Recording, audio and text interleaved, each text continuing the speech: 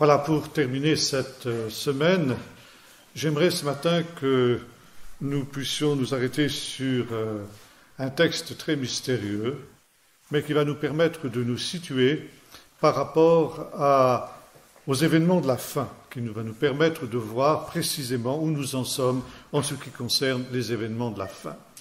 Et pour cela, nous allons lire deux textes. Le premier dans l'évangile de Matthieu au chapitre 24 et au verset 15. Matthieu 24 et verset 15. C'est pourquoi, lorsque vous verrez l'abomination de la désolation dont a parlé le prophète Daniel, établie dans le lieu saint, alors que le lecteur fasse attention. Et un deuxième texte parallèle dans l'évangile de Luc, au chapitre 21 et au verset 20. Mais lorsque vous verrez Jérusalem investie par les armées, sachez alors que sa désolation est proche. Alors que ceux qui seront en Judée fuient dans les montagnes, que ceux qui seront au milieu de Jérusalem s'en retirent, et ceux qui seront dans les campagnes n'entrent pas dans la ville, car ce seront des jours de vengeance pour l'accomplissement de tout ce qui est écrit. Malheur aux femmes qui seront enceintes et à celles qui allaiteront dans ces jours-là, car il y aura une grande détresse dans le pays de la colère contre ce peuple. Ils tomberont sous le tranchant de l'épée, ils seront menés captifs parmi toutes les nations, et Jérusalem sera foulée aux pieds par les nations jusqu'à ce que les temps des nations soient accomplis. Ces textes sont tirés de ce que l'on appelle le grand discours de Jésus sur la fin des temps. Discours qu'il a donné sur la montagne des Oliviers, la dernière semaine qu'il a passée à Jérusalem avant sa mort. Ce n'est pas un hasard si ce discours sur la fin des temps a été donné sur le mont des Oliviers, parce que le mont des Oliviers est la montagne des choses dernières. Selon le texte de Zacharie 14, c'est sur la montagne des Oliviers que le Messie viendra et que se produira donc la résurrection des morts. Et ce discours de Jésus sur le mont des Oliviers, nous en avons trois versions différentes. Une première dans le chapitre 24 de l'évangile de Matthieu, une deuxième dans le chapitre 13 de l'évangile de Marc et une troisième dans le chapitre 21 de l'évangile de Luc. Ces trois versions se regroupent grosso modo et il y a néanmoins quelques petites différences parce que tel évangéliste a gardé le souvenir d'une parole de Jésus que d'autres ont oublié. Si bien que si nous voulons avoir une vision globale de ce que Jésus a dit, il nous faut comparer ces trois versions de ce même discours et essayer de reconstruire exactement ce que Jésus a dit. Je ne vais pas ce matin entrer dans l'étude exhaustive de ce grand discours de Jésus sur le mont des Oliviers, parce que, évidemment, cela nous prendrait trop de temps. Mais je voudrais m'arrêter sur ce que Jésus nous donne ici comme étant le signe de la fin.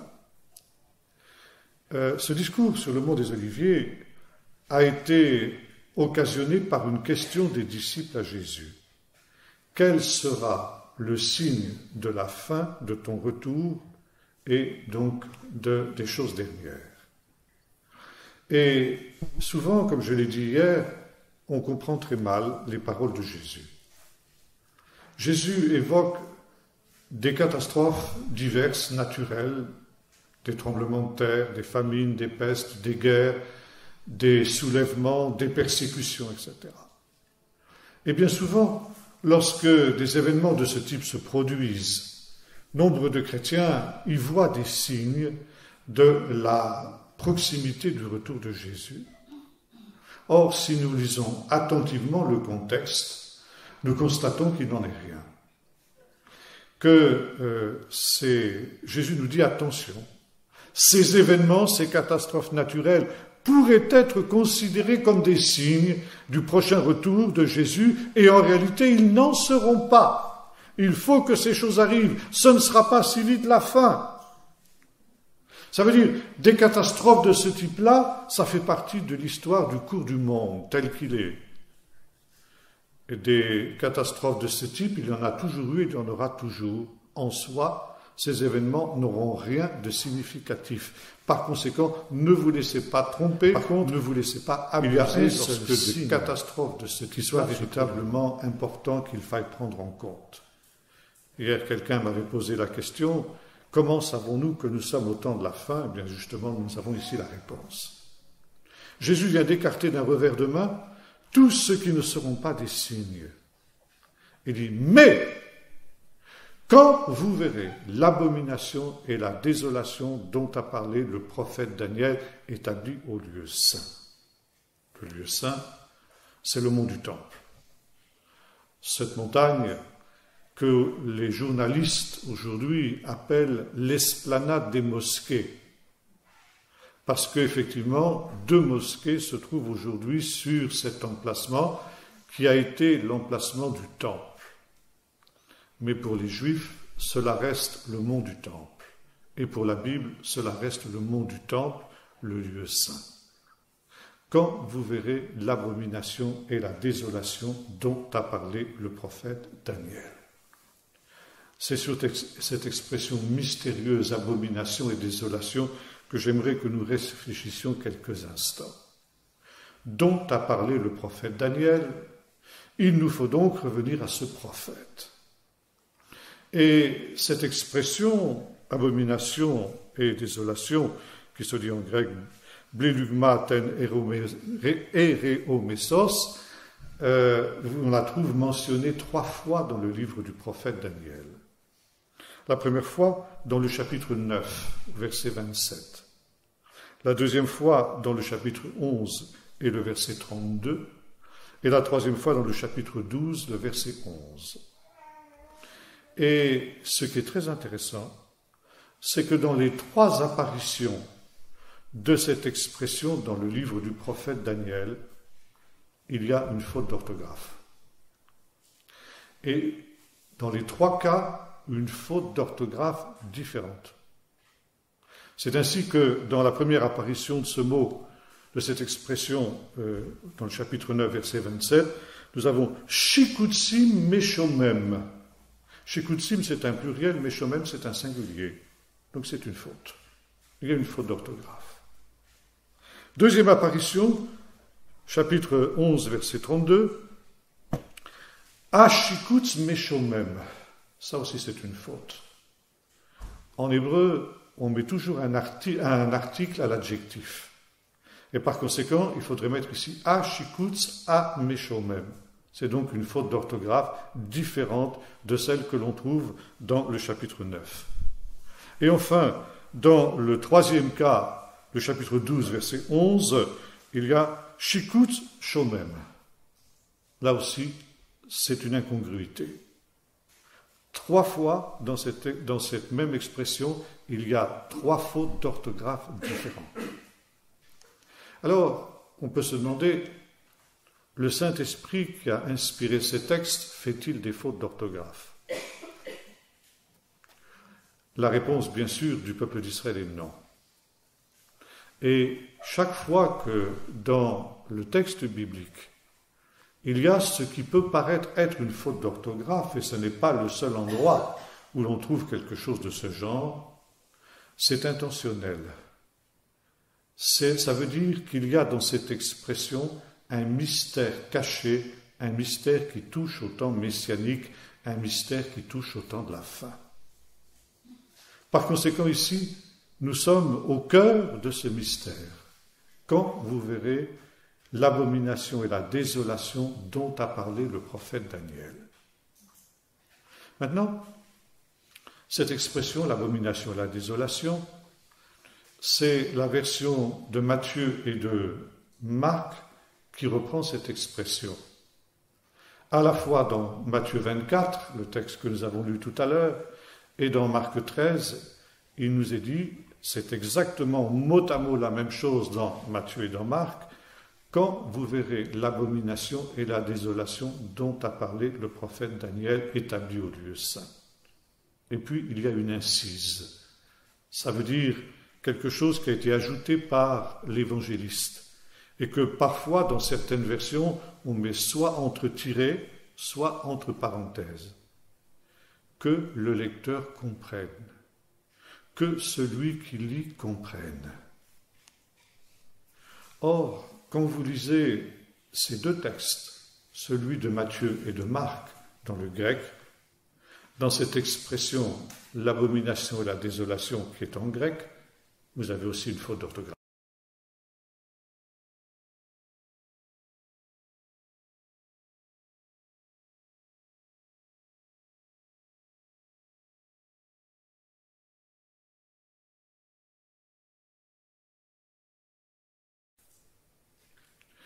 Et cette faute d'orthographe, elle n'est pas non plus accidentelle.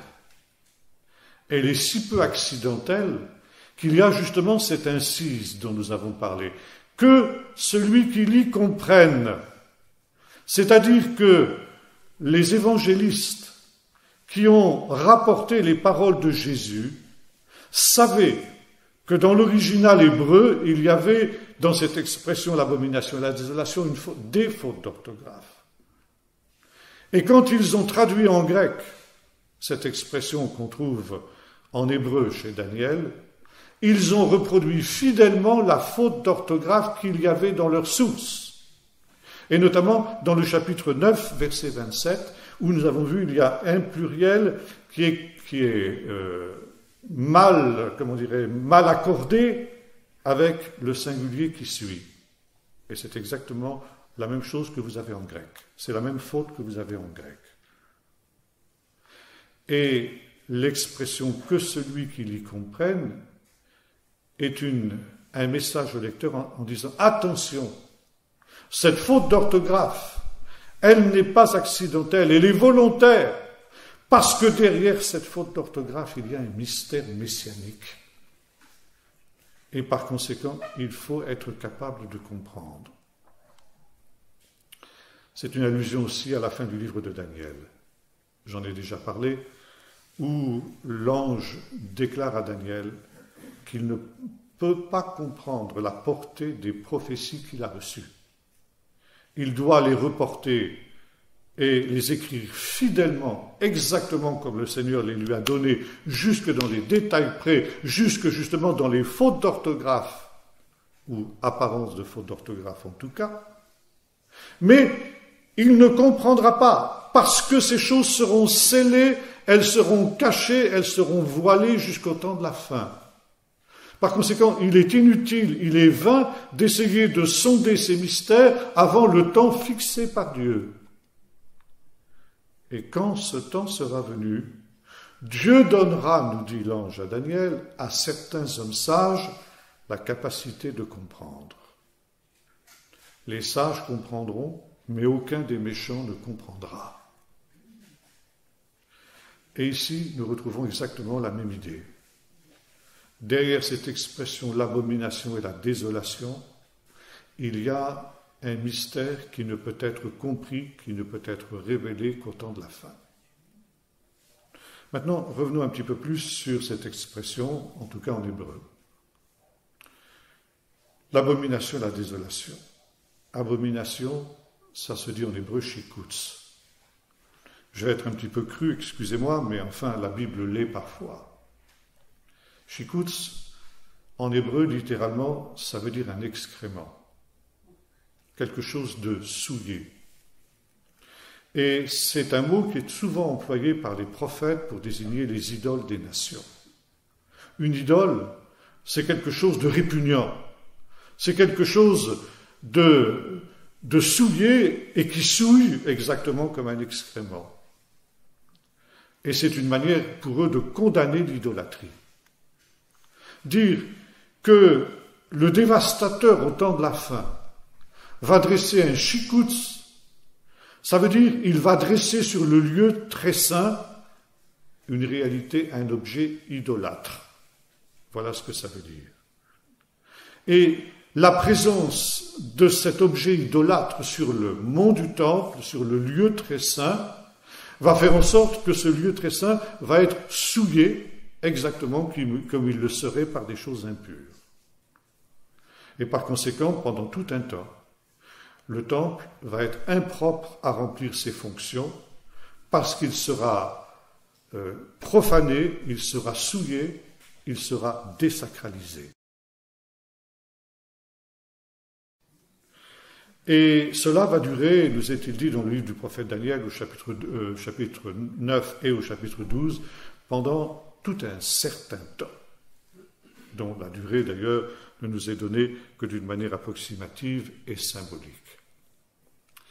Maintenant, est-ce que nous pouvons essayer d'aller un peu plus loin? Oui. Je vous ai dit tout à l'heure que nous avons de ce discours de Jésus 3 versions différentes, 2 versions qui sont à peu près semblables, celle de Matthieu et de Marc, et une autre version qui est un tout petit peu différente, qui est celle de Luc. Et quand nous comparons à la fois Matthieu, Marc et Luc, nous constatons que là où Matthieu et Marc nous parlent de l'abomination et de la désolation dont a parlé le prophète Daniel établi au lieu saint que celui qui l'y comprenne, Luc ne cite absolument pas cette parole de Jésus.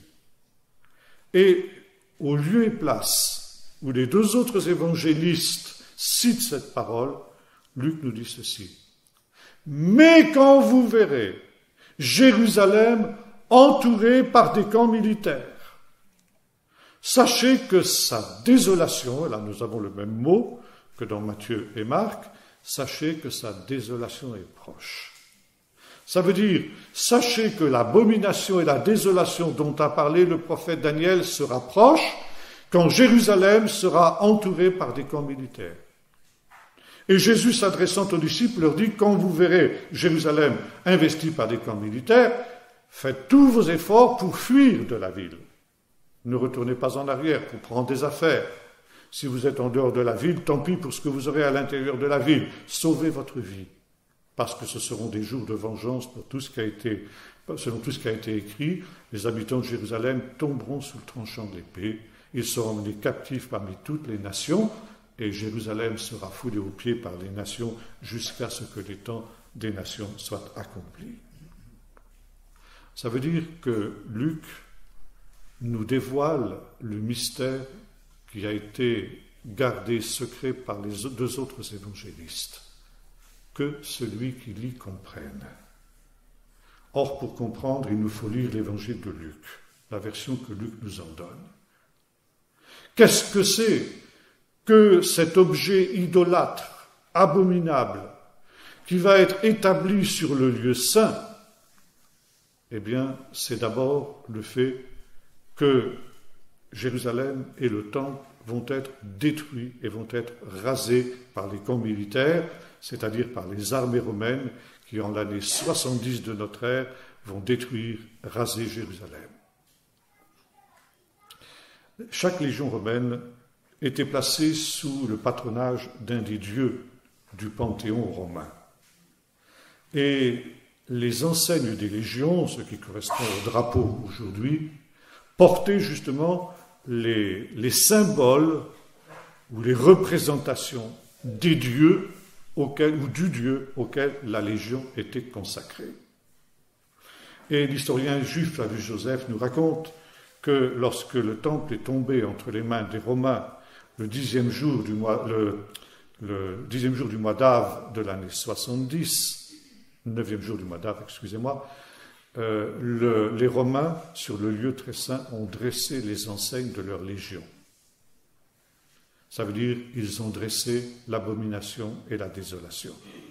Des objets idolâtres qui ont désacralisé, qui ont profané le temple.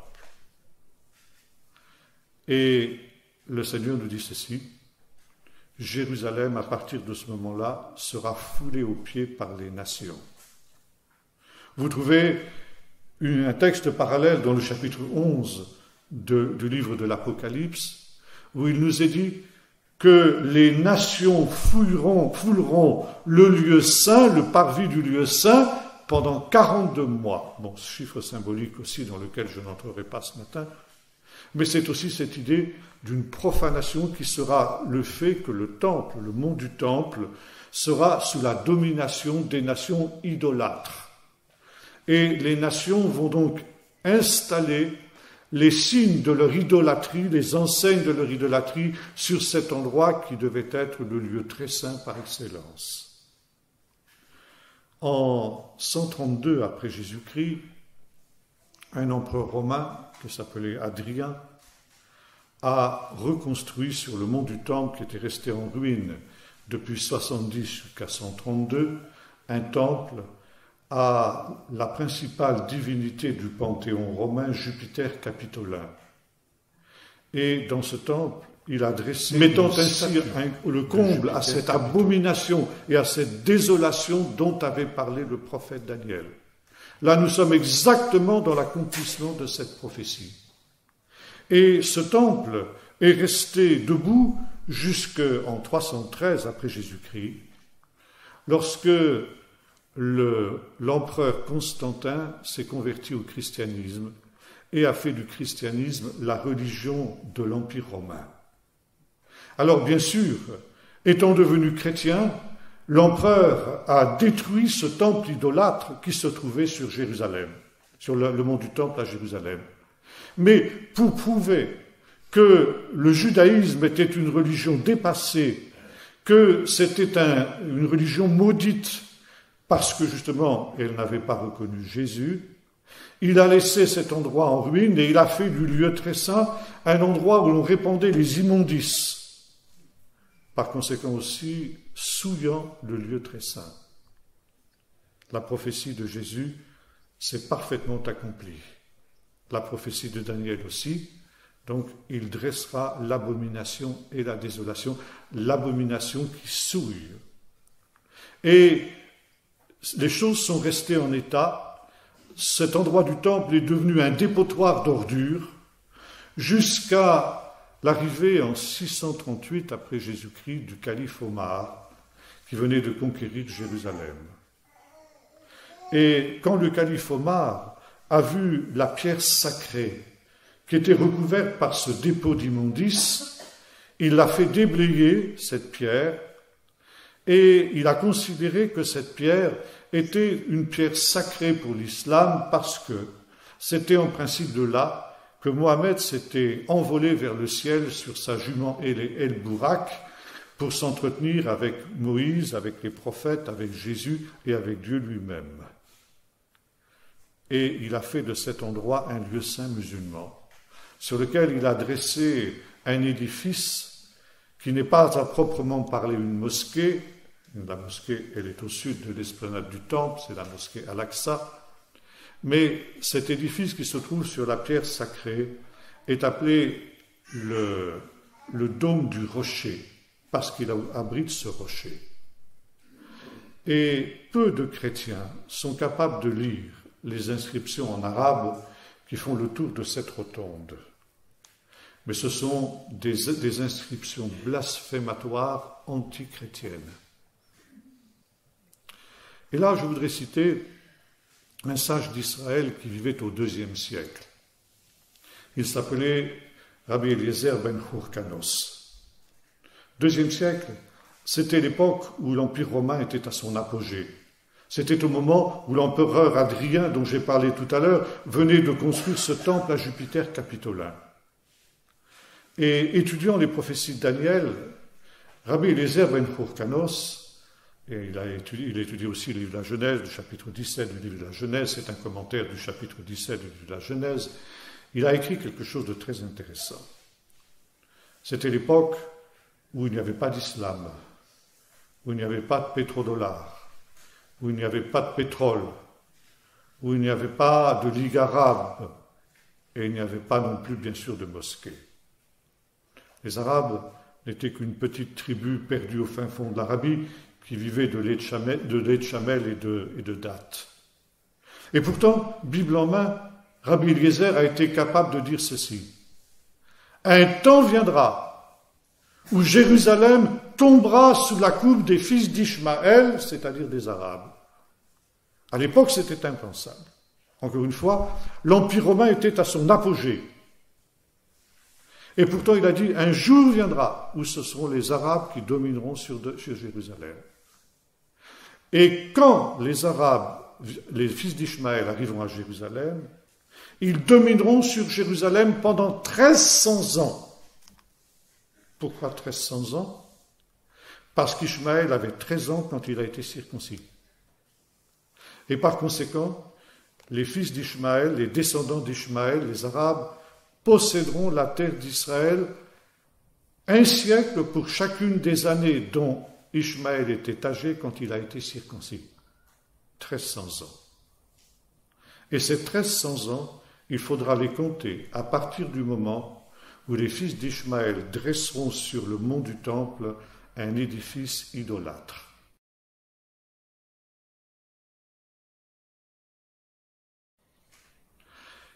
Et cet édifice, bien sûr, Rabbi Eliezer ne l'a pas qualifié. Il n'a pas parlé de mosquée, pour une bonne et simple raison, c'est que des mosquées de son temps, ça n'existait pas. Il a simplement dit un édifice idolâtre.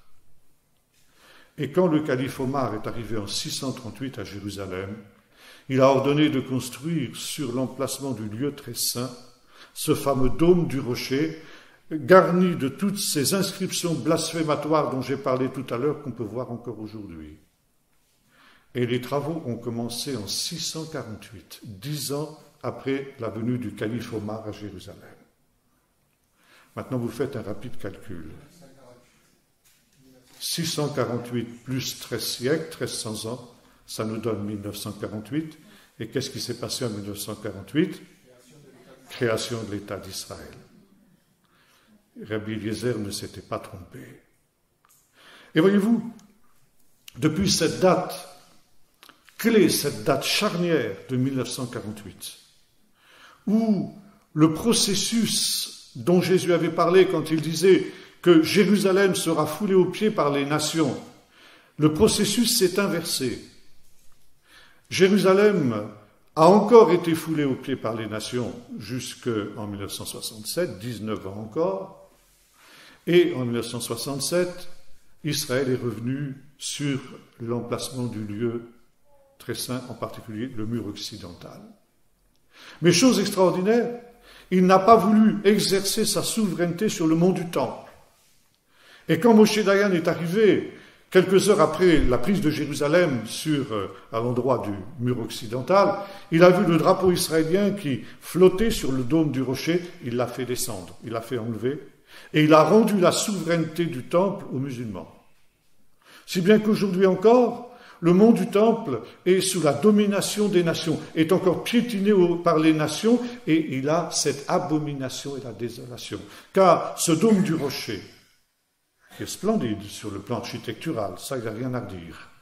D'ailleurs, son dôme est plaqué d'or. Mais c'est une abomination, parce que c'est consacré à une divinité idolâtre. Allah n'est pas notre Dieu, ça il faut le dire. Allah, c'est une idole, c'est une des nombreuses idoles de la Mecque. C'était une divinité lunaire. C'est une des raisons pour lesquelles le symbole de l'islam est un croissant de lune. Et lorsque Mohammed a voulu choisir parmi toutes ces divinités une divinité qui serait la divinité unique, il a choisi Allah en l'honneur de son oncle, qui semble avoir d'ailleurs été le véritable fondateur de l'islam, qui s'appelait Abdallah, c'est-à-dire le serviteur d'Allah. Et par conséquent, Allah n'a rien à voir avec le Dieu d'Israël. Allah est une idole. Et aujourd'hui, sur le mont du Temple, se dresse un édifice qui est consacré à une idole et qui correspond justement à ce que le prophète Daniel avait appelé l'abomination et la désolation. Et nous sommes aujourd'hui dans ce contexte de ce conflit pour savoir qui va avoir la souveraineté sur ce mont du Temple. Est-ce que c'est Allah ou est-ce que c'est l'Éternel? Est-ce que c'est Allah, le Dieu de l'islam, ou est-ce que c'est le Dieu d'Israël? Qui est le plus grand? Et vous savez, c'est le cri des musulmans, Allahu Akbar, c'est Allah qui est le plus grand. Or, le psaume 83 nous dit exactement le contraire. Quand viendront les choses dernières, nous dit la fin du psaume, les peuples sauront que toi, dont le nom est l'Éternel, et non pas Allah, tu es le plus grand sur toute la terre. Et nous sommes aujourd'hui dans ce conflit. Et ce mont du Temple, cette esplanade du Temple, est aujourd'hui le cœur du conflit. Et lorsque je fais visiter cet endroit avec les pèlerins qui m'accompagnent dans les groupes que je pilote, nous arrivons sur le mont des Oliviers, et bien sûr, depuis le sommet du mont des Oliviers, on a cette vue magnifique sur Jérusalem et sur cette esplanade du Temple. Je leur dis, vous voyez cette esplanade du Temple, c'est l'endroit le plus dangereux de la terre.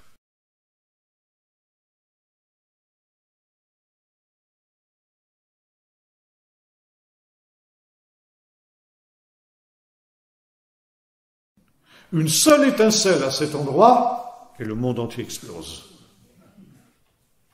Vous savez que la deuxième intifada en 2000 a éclaté justement sur le mont du Temple. Et la Bible nous enseigne que les choses dernières auront lieu justement à cause d'incidents qui se produiront sur le mont du Temple. Et je voudrais ici terminer en évoquant deux textes du livre du prophète Isaïe. D'abord d'Ésaïe et ensuite de Zacharie plus exactement. Voici, dans Zacharie 12, il nous est dit ceci, « Je fais de Jérusalem une pierre lourde à soulever pour toutes les nations. » Depuis 1967, depuis ce moment où le mont du Temple est devenu justement l'objet de ce conflit entre les fils d'Israël et les fils d'Ishmaël, alors Jérusalem est devenue une pierre pesante pour toutes les nations. Jérusalem, qui était oubliée par les nations, qui ne faisait plus aucun problème parce qu'elle était dominée sur elle, à partir du jour où Jérusalem est redevenue capitale d'Israël, l'ONU, le lendemain, le 8 juin 1967, Jérusalem est tombée entre les mains d'Israël le 7 juin, le 8 juin, l'ONU votait une première résolution demandant à Israël d'évacuer Jérusalem parce que Jérusalem ne pouvait pas appartenir aux Juifs. Et depuis 1967, il ne se passe pas une seule année sans que l'ONU vote des résolutions enjoignant à Israël d'évacuer Jérusalem. Jérusalem est devenue cette pierre pesante sur les nations. Et il nous est dit que ce sera une pierre d'achoppement, une pierre qui va faire tomber, une pierre qui va faire trébucher toutes les nations. Et toutes les nations boiront, elles seront comme un homme ivre. Elles monteront à Jérusalem pour la détruire, mais c'est elles qui seront détruites. Et après, les nations se convertiront à l'Éternel et monteront dans Jérusalem, sur ce mont du Temple, où un nouveau temple aura été construit. Elles monteront parce que ce temple sera une maison de prière pour tout le peuple.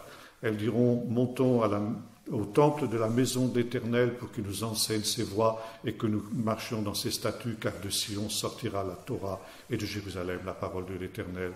Les nations qui auront perdu leur fureur guerrière transformeront leurs armes en instruments de paix et chercheront l'Éternel à Jérusalem au travers de ce mont du Temple.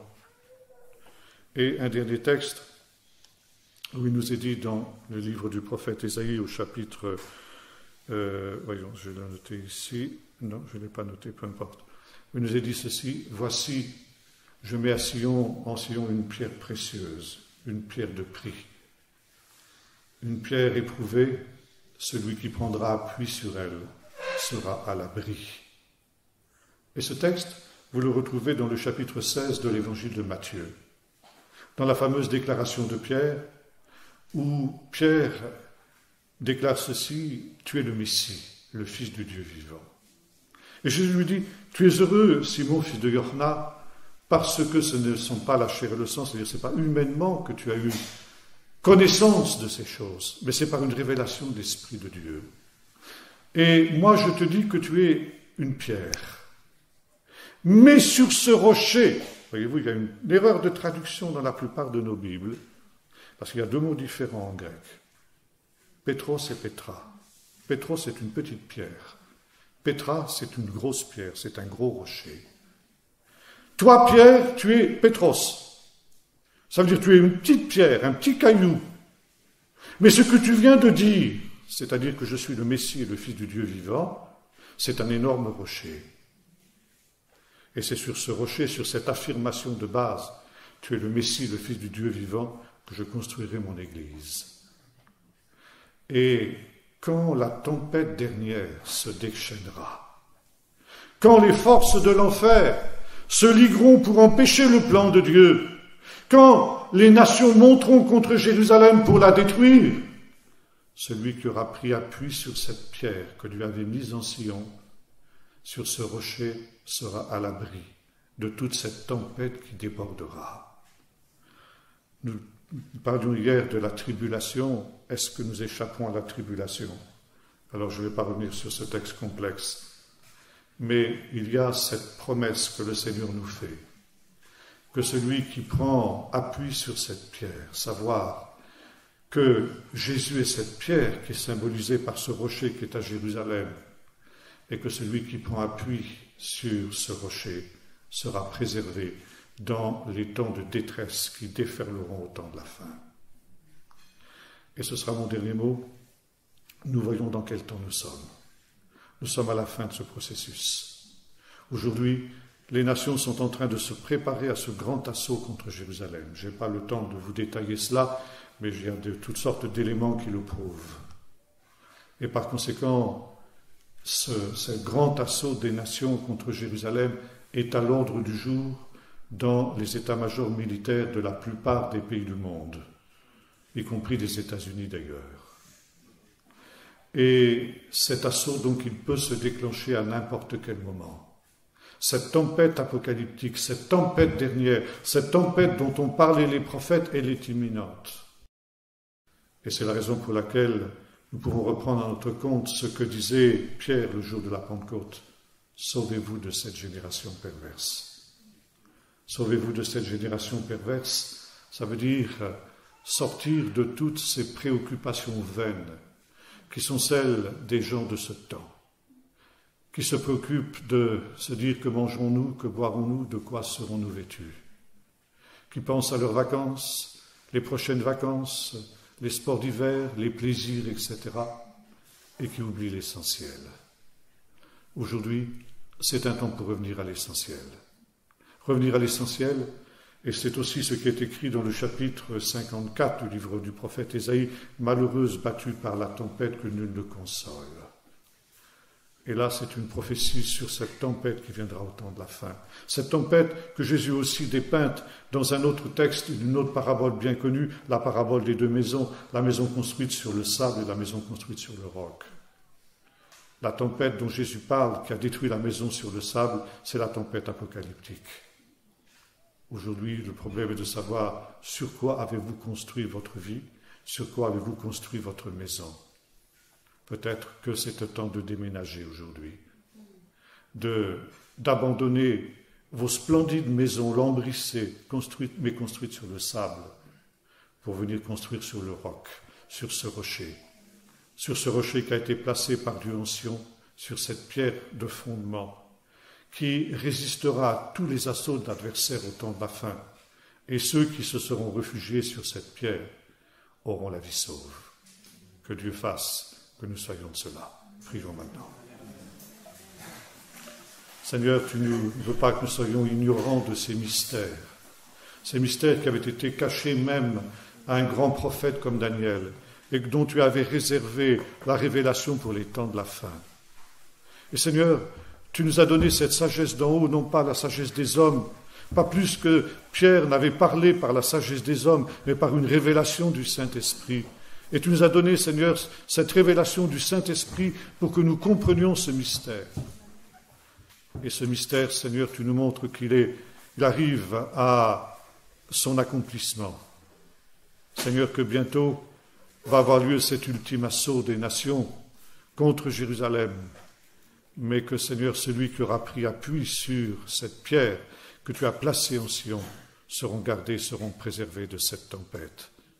Seigneur, permets que dans ces temps, nous puissions examiner nos vies, de telle sorte que si nous considérons et nous réalisons que notre vie est construite sur le sable, nous puissions, pendant qu'il en est encore temps, construire sur le roc, sur ce rocher que tu as établi, afin, Seigneur, que quand la tempête viendra, nous puissions résister et être ces pierres précieuses dans lesquelles, Seigneur, tu te glorifieras et par lesquelles tu construiras cette Jérusalem nouvelle qui viendra alors et qui remplacera toutes les Babylones de ce monde, au nom de Jésus.